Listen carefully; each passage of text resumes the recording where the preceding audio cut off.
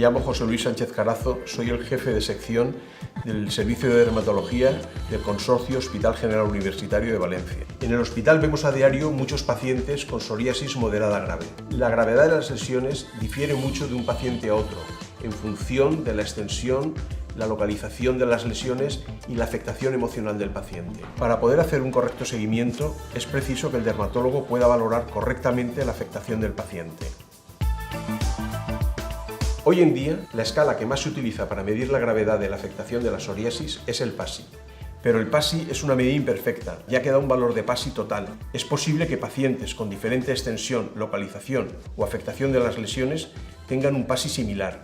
Para responder a esta problemática, Janssen ha desarrollado una aplicación para móvil disponible tanto en iOS como en Android que permite capturar, visualizar y registrar fácilmente los valores del PASI.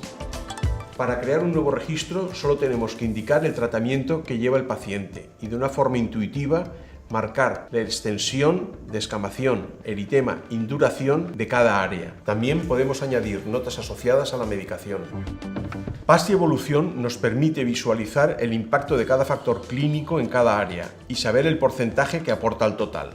Esto nos permite obtener una mejor lectura clínica de cada paciente.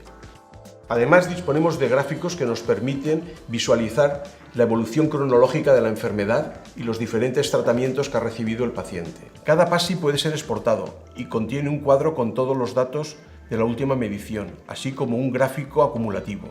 PASI Evolución nos facilita el modo en que hacemos el seguimiento de nuestros pacientes con psoriasis. Es una herramienta fácil e intuitiva y útil en la práctica diaria.